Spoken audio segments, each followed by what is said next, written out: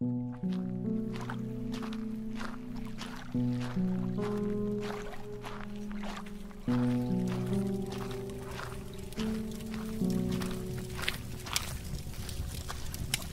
travelers, to my realm of nightmares. Allow me to be your personal assistant. Come in, take a seat, get comfortable.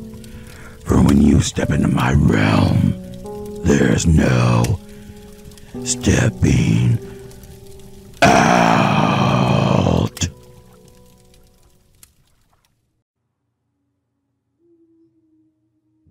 Has anyone ever played the Infinity game? The one with mirrors. Most people don't know it's a game. They just think it's a cool visual effect. Maybe it's different for me, being raised by witches. Not Halloween witches, but the ones who practice Wicca. You can Google it if you really want to learn about them, but I'm here to talk about the game. Most people don't understand what it's capable of. They have no idea they're standing at a locked door, or what's on the other side. It's almost like Wizard of Oz. If you find your way to the Mirror Master, you'll be rewarded with a wish. But getting there is not an easy journey, and you want to choose your words carefully. To play, you need at least one other person, 2 standing mirrors, 5 black candles, a stick of chalk, warm clothing, and a red armband. The red band is not the most important thing to remember.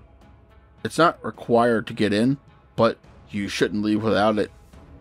While in the mirror world, you must be wary of your reflection.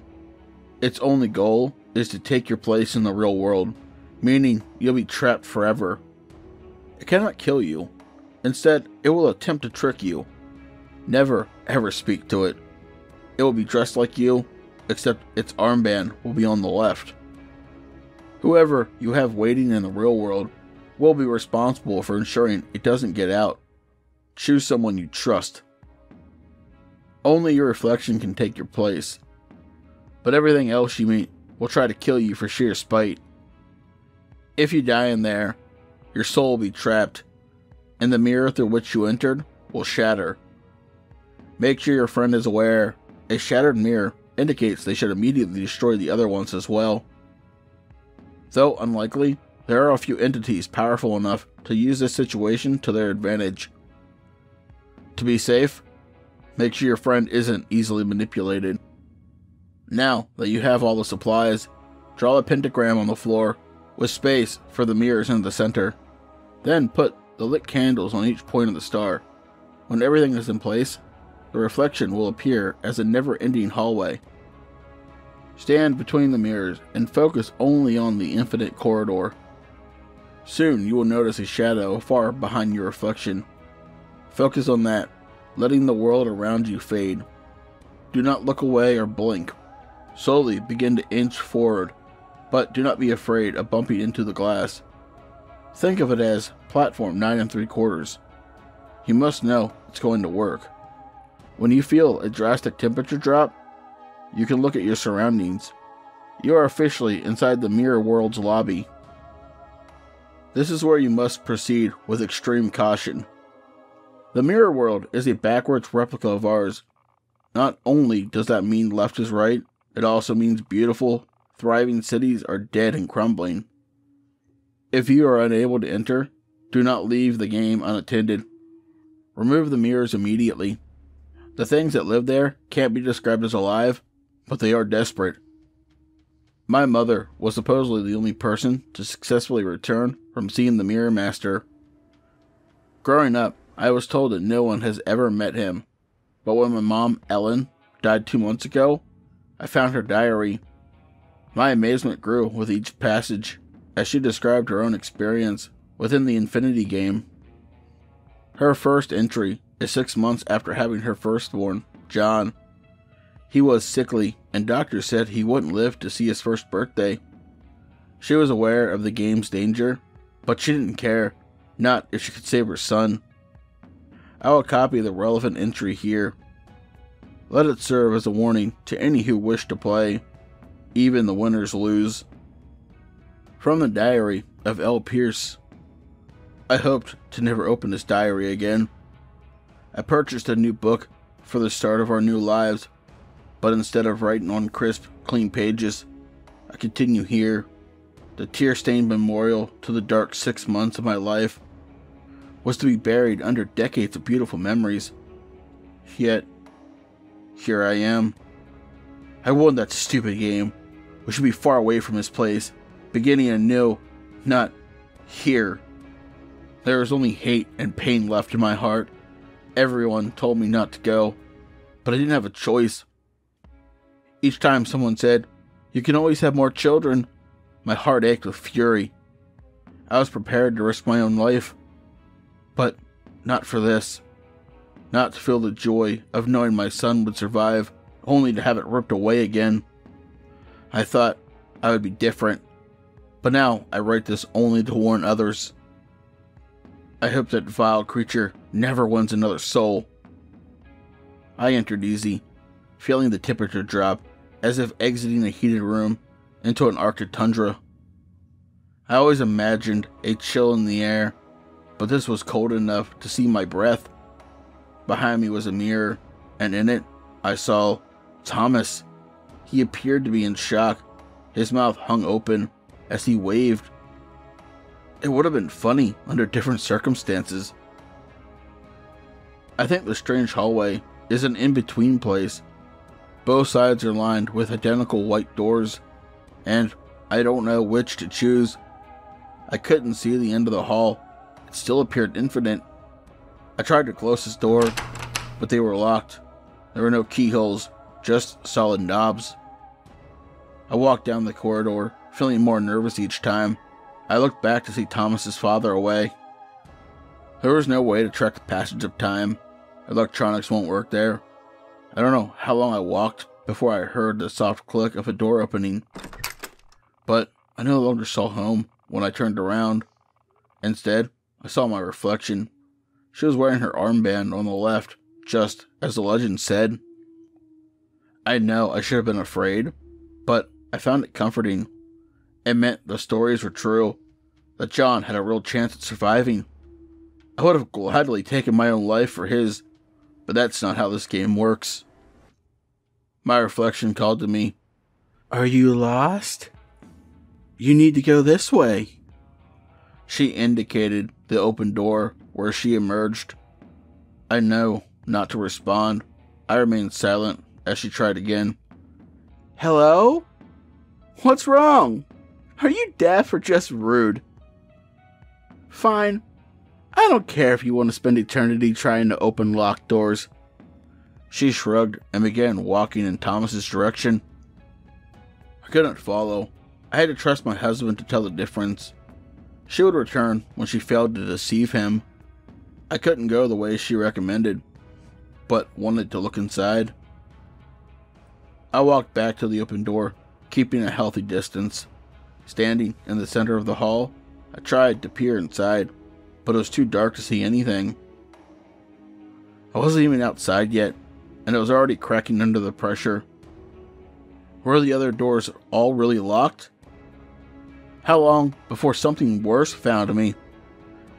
It was then I realized, why do they call this a game? Game implies there's a way to move forward, clues to follow. That's when I understood how literal the stories were. If everything's backwards, shouldn't I go to the door opposite, the one indicated by my reflection? I reached for the other doorknob, holding my breath as I felt it turn beneath my hand. It opened effortlessly, though I knew it was locked before. It opened to reveal our kitchen, where Thomas and I chose to set the mirror. The light was dim. Everything was reversed. But it was also filthy. Worse, instead of finding my husband, I found a horrifying, twisted old man. His back was hunched, his teeth and nails were yellow, and his red face contorted in hatred. I was frozen with fear as his icy gaze bore into my soul. "What the hell do you think you're doing here?" he screamed, spit flying from his mouth. In my terror, I couldn't remember if it was against the rules to talk to anyone besides your reflection. But I didn't want to risk it. I took a few steps to my left, hoping to get to the door before he could block my exit. "Don't you ignore me, tramp!" the old man croaked in his raspy, hoarse voice. He reached under the table, retrieving a long, metal cane. Thankfully, he was as slow as he looked. I ran around him through the swinging door to the den. He was still cursing me as I continued at the front door. At the end of the driveway, I noticed my surroundings. The neighborhood was in ruins, the yards were dead, and the houses were all abandoned. It was my neighborhood, but it looked like a ghost town. None of the cars worked. Each one had busted windows, popped hoods, or slashed tires. It was midnight back home. It should have been noon there, but it looked like dusk. I understand why our reflections are so desperate to trade places. For some reason, I felt confident the old man wouldn't follow me outside. Something gave me the idea his part of the game to guard that kitchen door for when I needed to get home. I didn't stay to test the theory, but now I'm pretty sure I was correct. I was never told where to go once I made it this far. The stories were all vague in that regard. The only thing I knew for certain was that it would get worse before it was over. That's when I realized how desperately I needed a working vehicle for speed and protection. I resigned myself to looking for a bicycle when I remembered the mechanic who lives 3 houses down. Every weekend, his garage door is open, and he can be seen working on an old car. It was hardly more than a body and wheels the last time I saw it. If everything is opposite, wouldn't the car be in working condition? Yes, it was. The damn thing made me truly believe I could do it. Hope is dangerous. If something is too good to be true, it probably is. I was so excited by the sight of the pristine red car, I forgot to be wary of danger. A strange creature I almost mistook for a dog stood between me and victory. It was of similar size to a German Shepherd, but its mouth opened sideways to reveal extra rows of teeth. I didn't know if its eyes were located elsewhere, or if it just didn't have any, but its ears looked hard, almost like round horns. I couldn't discern a nose either, but I'm sure it had one. I could hear it sniffing my scent. It gave me a headache to look too closely, like my brain was rejecting the very sight of it. My eyes frantically searched for anything to use as a weapon, but there was nothing nearby. My heart sank as I realized it would come down to a race. I had no chance of winning. Stealing a quick glance at my surroundings, I saw the only chance was to run for the door and hope it's unlocked. Otherwise, I'd be eaten by a dog monster. I tried to mentally prepare myself when a long, high-pitched whistle turned the creature's growl to a whimper. It wasn't pleasant to my ears either, but I enjoyed seeing its effects. The noise continued until the dog ran out of sight. I didn't see the source of the sound at first, but I didn't have to wait long. My reflection walked into view, smiling proudly. She stopped several feet away, but remained silent. I was confused until I almost asked why. My mouth opened wide, froze, and slowly closed. She hoped I would talk without thinking. Plus, if I die this quick, she can't escape. In her own way, she's more terrifying than the monsters. Uh-oh.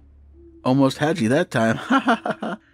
You might want to find yourself a weapon before you run into anything else. Hey, do you even know which way to go? She spoke like we were best friends. I was too afraid to shake my head or shrug. It seemed like the kind of place that thrived on loopholes. Instead, I stared at her feet, willing her to say a direction so I could go the opposite way. You look lost. Do you need a map? I can draw one for... Come on, just nod or something. I'm trying to help. She stomped her foot in frustration. To me, that was confirmation about the loopholes. Or maybe she could read my mind. Either way, I wasn't trying it. Be that way. I don't care if you want to live or not. But it's a shame. The kid has to die just because you won't ask for help." She shrugged and began to walking away. Those words hit me like a freight train at the time, but now that the words carry that added weight of truth, I feel as if they will crush me. Controlling my temper as she left was one of the most difficult parts of that nightmare. So many times I wondered if punching her counted as communication, but John's life was not worth the risk. That is when I vowed to break every mirror I saw for the rest of my life, a vow I have thus far made good on. When she was well out of sight, I discovered my next obstacle would be to find the keys. The car was locked, but the house was not. Knowing something would be inside, I took a large crowbar from the garage. I crept in the back door, staying low. I was in an empty kitchen, hoping for a nice key hook by the door, but couldn't be so fortunate. The room smelled of rotten food on every counter, and flies were swarming something that looked like raw meat. I choked down vomit, threatening to erupt, and focused on John. This experience was nothing compared to the idea of losing him. I made my way into a den with a broken TV and rough-looking leather furniture. From where I stood, a recliner was directly in front of me, with a couch on either side, all aligned towards the television in the center. Small, dirty tables sat on each end of the couches, and my heart skipped a beat when I saw car keys atop one by the recliner. Forgetting my fear, I reached down quickly, only to scream myself hoarse, when a cold, skeletal hand shot out from the chair, grasping my wrist. It had a grip of steel. For a moment, I thought it would break my arm. I lashed out desperately with the crowbar, making contact with whatever was on the other side of that recliner. The instant its grip released, my hand closed around the keys, and I ran for the car. It was pure luck the dog monster hadn't returned, because I didn't stop to check before flying outside. As the door closed, I hit the lock button 3 times and performed a thorough inspection of the back seat.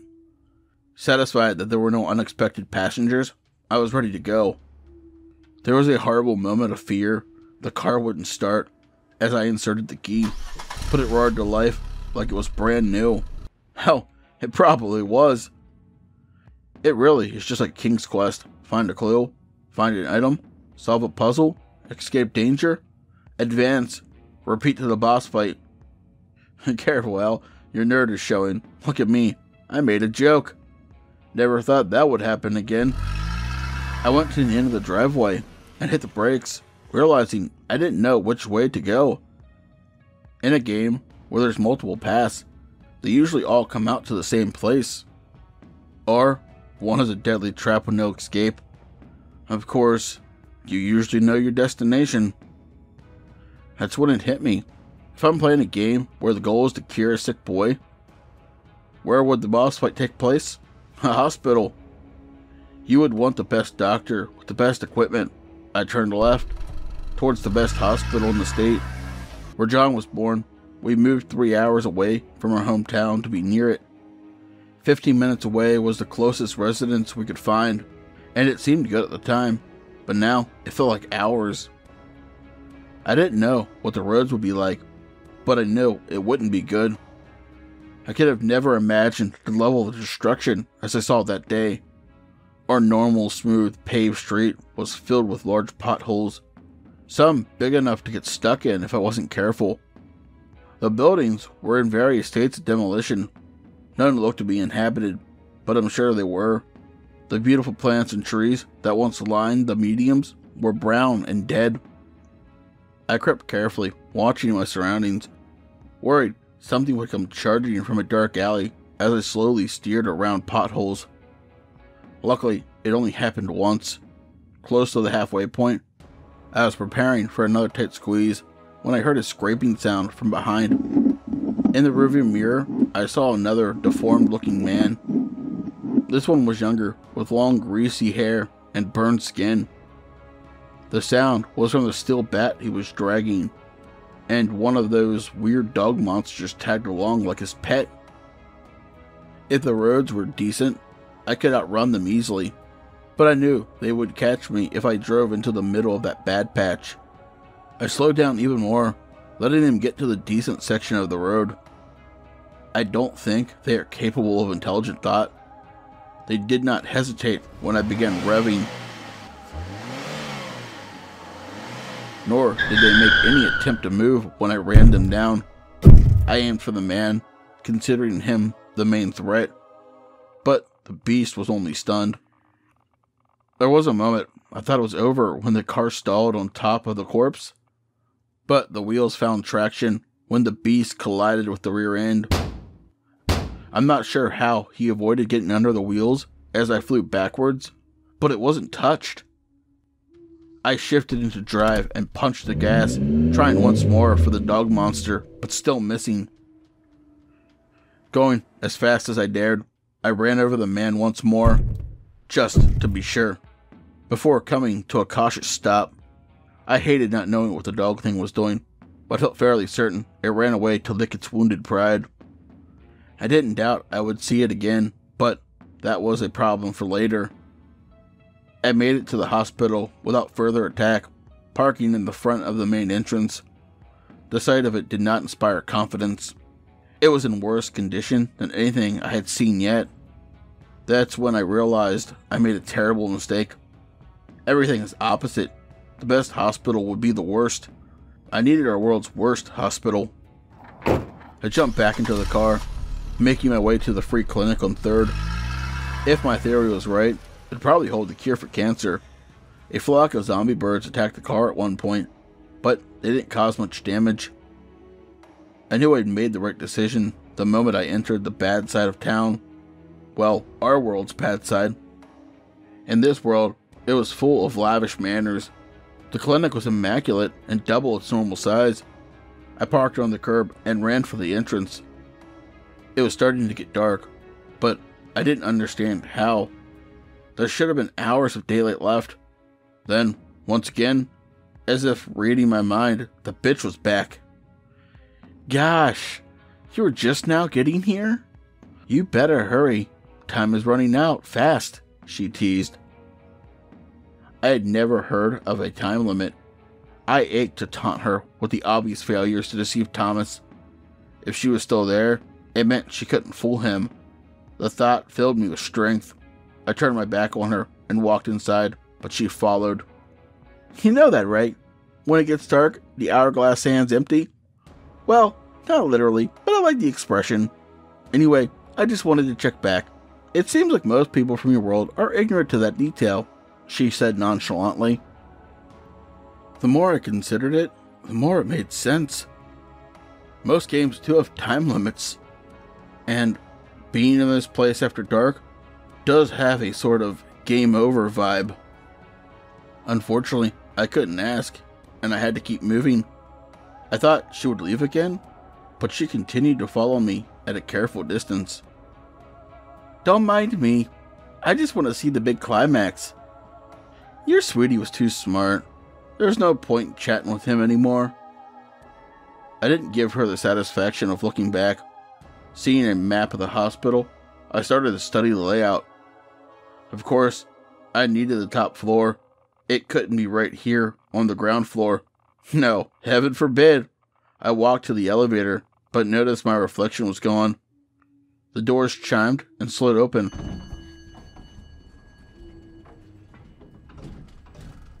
I put one foot inside, but pulled it out quickly. You don't really want to walk into a metal box in Bizarro World, where there's no one to help you if you get trapped inside. I looked around and saw a nice open stairway. The elevator completely closed behind me as I made my way to the stairs. I held onto the railing all the way up. Losing because of a fall so late in the game would be too insulting to live with. I'm glad I did too, because my reflection jumped out to scare me. Boo! The moment I reached the top. I wonder if anyone has tried to murder their reflection. I'll have to look into that one day. I held my crowbar at the ready as I passed her. It felt glued to my hand after so much time. My reflection was tailing me a little closer, getting desperate. I'm sure when I reached the reception desk for the children's ward, she took a seat in the waiting area. She grinned when she saw me watching, giving me a 2 thumbs up and a wink. "You go, girl! I'm rooting for you!" More confused than ever, I went through the double doors in search of the doctor, or Mirror Master, I guess. Terrible name. Had no imagination back in the day. I would have named him the Greedy Gremlin. Okay, maybe that's not much better, but it's better. He wasn't hard to find. I stood in a dark hallway, and bright lights shone under the swirling doors ahead. I'd come too far to stop then. I could feel my heart thumping in my ears with every step. When I walked into the light, it was so bright, I had to shield my eyes. Then, with a snap of someone's fingers, they faded to normal indoor lighting. The only person in the room was the doctor I see on TV. The one on all the ridiculous commercials with that annoyingly catchy tune. I can't remember his name. You know, the really fat, bald guy with glasses. It's not important. It wasn't how it looked anyways. It threw me off though. And the surprise must have shown on my face. Not what you were expecting? Me either. Who is this anyway? The doctor asked, examining his own appearance. You don't know who you are? I stammered. Of course I do. I know who I am, girl. I appear however one's mind is comfortable seeing me. But it's usually not this. He cringed. What? Wait. How could... I tried to ask. No, you aren't here for magic lessons. And I don't give them away. You came here because you want something desperately enough to risk your own life for it. I find that utterly delicious. So tell me, what do you want? You mean, I just tell you? And you do it? I don't have to, I don't know, solve a riddle or kill a monster? I couldn't believe it could be so simple. Oh, I'm sorry. Was finding me too easy for you? Were my pets not vicious enough for you, my dear? Well, worry not. For the next is the best part yet. The longer you are here, the darker it gets. The darker it becomes, the more pets you're likely to see. Most of them are nocturnal, but they'll be awake and ready for breakfast any moment now. He was a lively talker. His voice was booming with pride, and his hand gestures were all over the place. I could only stand there, horrified and speechless. Come now, what's your wish?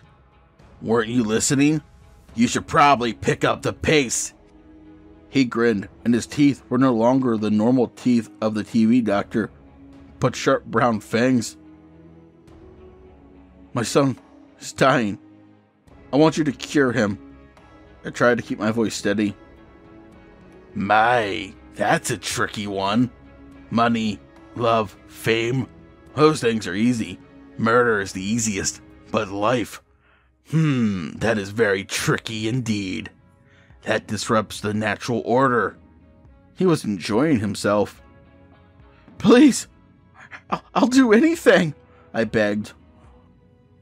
Well, there is this one way it could work. If you're sure there's no turning back. He paused, stretching the suspense until I vigorously shook my head in agreement. Very good then. With a snap of his fingers, a scroll appeared in one hand and a pen in the other. It was the kind of pen you dip into ink, but I never saw one before that moment. Sign here, please. One flick of the wrist, and the large scroll opened, falling to the floor between us.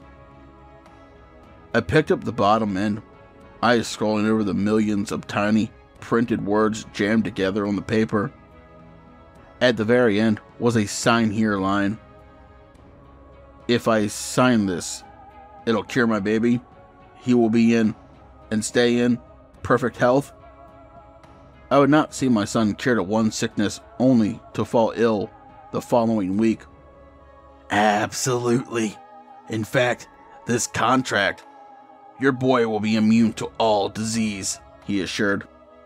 My heart sang at the words, and if the cost of saving John happened to be my own life, as I suspected, it was a price I'd happily pay. I reached for the pin, and with a stab too fast for my eyes to see, the doctor pricked my finger. A large drop of blood fell onto the paper, and with another snap, the contract vanished. It's been a pleasure doing business. By the way, to cure your son, I had to borrow half his father's remaining lifespan. Toodles! The doctor disappeared with a final wink. I hope I'd never see his wretched face again. His words made my blood run cold, but I couldn't stop to do math right then. Terrified of what would be chasing me, I ran back to the waiting room area. My reflection was waiting for me at the door, smiling. I shoved on the doors with all my strength, but she had me locked in. I used my adrenaline to smash the glass doors to the reception counter with my crowbar. My arms and legs were cut getting through, but I didn't have time to worry about blood loss. I flew over the counter, ignoring the shocked look of my reflection. As I made my way down the stairs, I saw several more zombie-looking people coming out of various rooms. I almost didn't make it back to the ground floor when a kid with no legs managed to grab my ankles. The only thing that saved me was the crowbar catching the rails as I tumbled. When I finally made it to the entrance, I saw the car was turned onto its side, and several more zombies and dog things were waiting close by. Remembering the hospital map, I decided to take a chance on the ambulance bay. I was betting they owned at least one junked out ambulance that would run in this world. If they didn't, I would likely have died there. Not even someone with machine guns could survive on the streets now. I cried when I saw it. There was one ambulance that appeared in working condition, and I was lucky enough for the keys to be inside. I still checked in the back to make sure it was empty, but that almost got me killed too. I slammed the back doors just in time to avoid one of the dogs jumping in. The ambulance rocked side to side from the thing trying to get in as I strapped myself into the driver's seat. It was my first time driving anything bigger than a car. I think it would have been a bumpy ride under normal circumstances. There were several times I thought the ambulance would tip over. The worst was close to the end. I was almost back in my neighborhood when I heard the roar of another engine before it crashed into my bumper. I went off-road, missing a huge crater by inches before regaining control. A truck driver, by my reflection, reversed to follow. I did something desperate. I waited for her to get right behind me, almost touching, and accelerated. As I hoped, she too sped up, trying to position herself to force me into a fishtail. At the last possible second, I closed my eyes and swerved away, once again coming dangerously close to flipping over. Behind me, the bitch couldn't react in time. The truck she found was pointed nose down in a deep crater, its back end hanging out at a steep angle. My house was surrounded by hideous creatures. Most didn't appear human or animal. I couldn't tell what the warped things were supposed to be. Some of them had several limbs or appendages. Some had none. One looked like a floating eyeball, and another looked like a snake with two heads. I didn't see a way inside. I couldn't believe I came all this way just to lose here. At the very least, I wanted to kill as many as possible before I died. That's when a plan occurred to me. I reversed to position myself for a straight shot through the den. The house was not termite infested anyway. Even if we didn't have the huge windows, I'm sure the walls would have been weak enough to drive through. I felt like I was operating a tank as two of the creatures fell beneath the wheels. It was a strange sight as the walls crumbled around me, and the sound was terrible, but I didn't stop to enjoy the view. When the ambulance couldn't go any further, I climbed out of the passenger window and dove through the kitchen door without looking to see what followed. The moment I saw the kitchen, my eyes searched for the old man, but he saw me first. Pain blossomed behind my eyes as something struck me over the head. I fell to the ground, dazed, but managed to keep a grip on the crowbar. I fringed unconsciousness until the old man grabbed one of my ankles. I sat up, swinging wildly, and enjoyed the wet smack of contact. His black blood sprayed, and I wasted no time getting to my feet. As I made it to the exit, more creatures burst into the room. I rushed to the door, hoping it locked behind me. I held my breath as the door shook furiously, but nothing was able to follow. I breathed a sigh of relief and began feeling my injuries in earnest. I had several deep gashes on my arms and legs.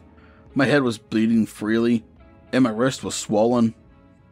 Grateful to still have the armband, I began making my way to the mirror entrance. I only made it a few steps when I heard a soft click of another door behind me. I hope you didn't expect to be rid of me that easy. Her voice no longer sounded like mine. It was deeper, distorted. I turned to see she now had the same ghoulish zombie appearance as the other things. Did she always look that way? Did I only see me because that's what I expected? Like the doctor? I hope someone solves the mystery of this place one day. There are so many unanswered questions. I ran for my life, focused on Thomas and John. I heard her footsteps gaining as she screamed at me. Have you figured it out yet? Wait up. I'll explain it to you. If you divide the lifespan in half, it means they have the same amount of time to live.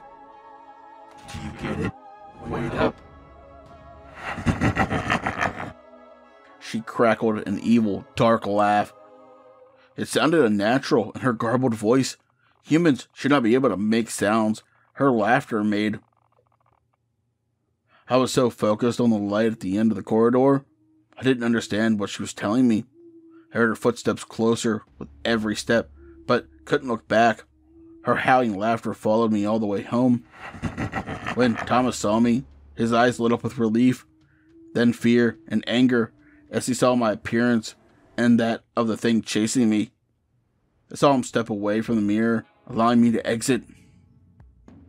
I went through the mirror like an Olympic diver. The second I was out, I turned to see monster me collide into the glass, bouncing off like rubber. Now that I was back, the door was closed for her. Before she could rise, Thomas shattered the glass. He also shattered the second one to be safe. But for the record, we could have also blown out the candles and erased the pentagram. It wasn't until several hours later, after I explained everything to my husband, that we understood what she was trying to tell us. If they had the same amount of time to live, they would die at the same time. I was devastated. I knew I wouldn't be able to handle losing both at once. We were so young. I thought we would still have many years. I never dreamed. I couldn't believe. Thomas and John passed away 2 weeks later. John was crying in the night. Thomas felt badly for the lack of sleep, so he took the baby for a drive. It calmed John, and it was only a few times around the block. But this time a drunk driver ran a stop sign. See, it was all for nothing. My mother met my father 4 years later. It took her a while to have a normal life again, but I always felt like we were a happy family. She was a terrific mom. I had no idea such terrible things were in her past. Dad didn't know the full story either, only that she had a husband and a baby killed in a wreck before he met her. I couldn't blame her for not wanting to tell me. She knows how much I love a challenge. Well, no, I don't think I'll visit the mirror world anytime soon. It would be nice to learn more about it. Like she says, there's still so much we don't know. And personally, I have a long list of questions. Besides, it sounds fine if you don't make a wish, right? I'll just leave this here for now, in case anyone else knows anything.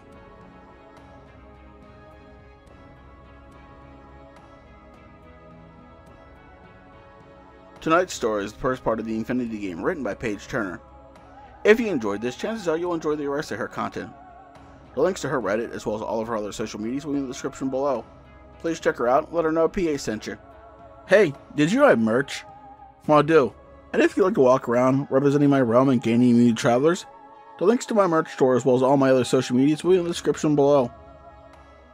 As always, I'd like to say a special thank you to all my lovely Patreons.